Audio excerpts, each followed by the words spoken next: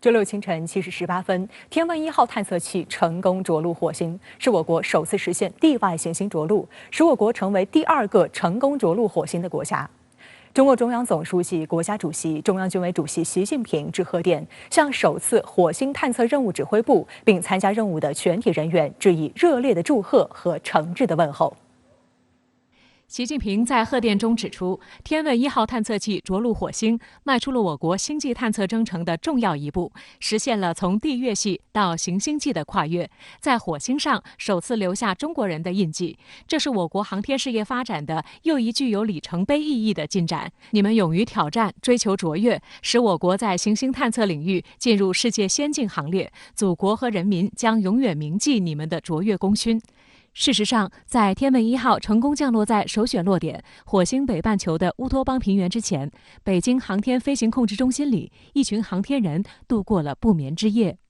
凌晨2点左右，天问1号在火星停泊轨道上进入着陆窗口，随后探测器实施降轨，环绕器与着陆巡视器开始分离，继而环绕器升轨返回停泊轨道，着陆巡视器运行到距离火星表面125千米高度的进入点。值得注意的是，从踏上进入点的那一刻起，最为困难的就是被称之为恐怖9分钟的减速、悬停避障和缓冲过程。专家介绍，天问1号在进入火星大气层后，首先需要克服高温和姿态偏差，之后要在短短9分钟内将每小时2万公里的速度骤降为0。目前人类火星探测任务成功率不到50%，大部分失败都是折戟在这个过程中。而由于火星和地球之间的漫长距离，导致几十分钟的通信时延，地面控制系统也不可能控制着陆过程，必须让着陆器全自主完成这黑色9分钟旅程。中国发射火星探测器并且实施着陆成功，要克服一系列的难关。首先是轨道的测算，另外一个就是在超远程的飞行过程中，对于轨道的不断的修正以及精确的导航。在进入火星大气层的过程中，探测器需要从每秒钟4.9公里的速度，这是10几倍的声速，一直减到0。而在这个过程中，你需要依靠大气的减速，这个时候要产生很高的热量，你必须有很好的热防护系统，保证探测器不会被烧坏或者烧毁，同时还要用减速伞进行减速，最后它才可以稳稳的在预定的着陆点实施一个软着陆。终于在飞控中心苦苦等候的科研团队收到了祝融号火星车发回的遥测信号，确认我国首次火星探测任务圆满成功。飞控中心内第一时间亮起大红屏幕，航天人争相拥抱欢呼火星你好。而中国首次火星探测任务工程总设计师张荣桥更是激动落泪。哎呦，你这个恭喜你，恭喜您，恭喜您！为了今天的最后的结果，10年前进行筹划，千军万马为之奋斗了6年，胜利了，你什么心情？我国首次火星探测任务于2016年立项，计划通过一次任务实现火星环绕、着陆和巡视探测。天问1号探测器于去年7月23号在海南文昌由长征5号运载火箭成功发射。自发射以来，天问1号探测器一次性实现了绕轨飞行、软着陆、巡视3个步骤，成为全世界首个在一次探测任务中完成3个目标的火星探测任务。后续祝融号火星车将依次开展对着陆点全局成像、自检驶离着陆平台，并开展为期90个火星日的巡视探测。值得一提的是，中国的首次火星探测任务也得到了港澳科技元素的护航。据悉，香港理工大学和澳门科技大学的科研团队都参与了此次火星探测工程，各为天问1号探测器研制了一台工程载荷，用于检测探测器的活动。其中，香港理工大学研制如同鹰眼的落火状态监视相机，用来监视火星着陆情况；澳门科技大学则负责火星环绕器工程测量分系统、可分离遥测探头的研制生产、数据处理及分析工作。事实上，港澳科学家已经多次为国家探月工程、载人航天等重要航天任务进行科学目标论证和研制部分产品。其实说明了中国在我们的重大的科技工程中，特别是在航天工程中，从来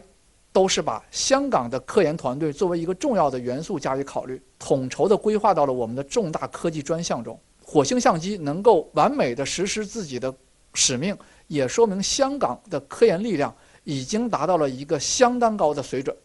这也为香港未来无论是在中国的科研架构内，还是在全球的科研创新的浪潮中，都能够具有广阔的发展空间，奠定了一个非常良好的基础。中国星际探测征程在短时间内实现巨大飞跃，也令外媒发出惊叹。英国广播公司表示，这是一项艰巨的挑战，但中国在最近有关探索太空的努力中展现出了巨大能力。美国国家地理杂志网站评价称，在火星表面成功着陆是一项非凡的挑战。此前只有 NASA 在火星表面安全着陆并操作航天器，而苏联火星3号探测器着陆舱在1971年仅工作了22秒钟，便与地球失去联系。因此，通过在火星上着陆和漫游，中国在太空领域超越了许多同行。美国全国广播公司和法新社的报道都指出，中国在火星上首次留下印记，意味着中国在航天领域取得快速发展。1962年11月，苏联发射了火星1号探测器，被视为人类对火星探测的开端。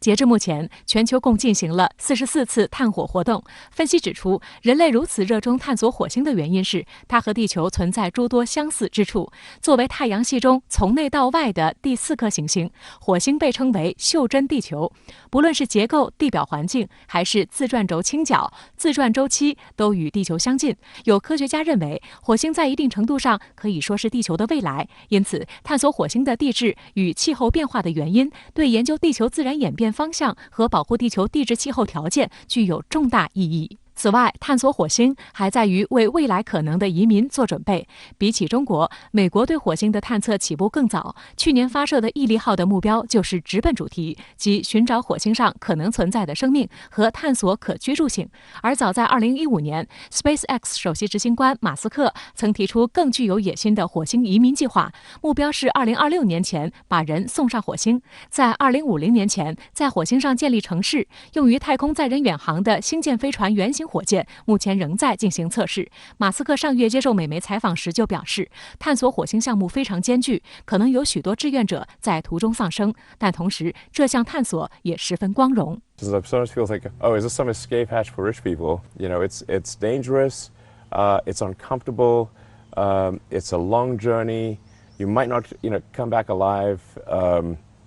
but it's a glorious adventure, and it'll be amazing.An amazing experience. 而天问1号探测器成功着陆火星，也让外界看到中美在航天领域合作的更多可能性。就在祝融号火星车发回的遥测信号1个小时后，美国国家航空航天局在官方推特转发其副局长托马斯·祖布钦推文，对中国首个火星探测器登陆火星表示祝贺，并期待中国这次的火星任务能对人类了解这颗红色星球做出重要贡献。尽管中美航天合作长期受限于美方的沃尔夫条款，不过就在今年3月底 ，NASA 经美国国会的批准，为确保火星探测器的飞行安全，同中国国家航天局就交换火星探测器轨道星力数据进行了多次会谈。这也是10年以来中美在航天领域首次举行双边交流。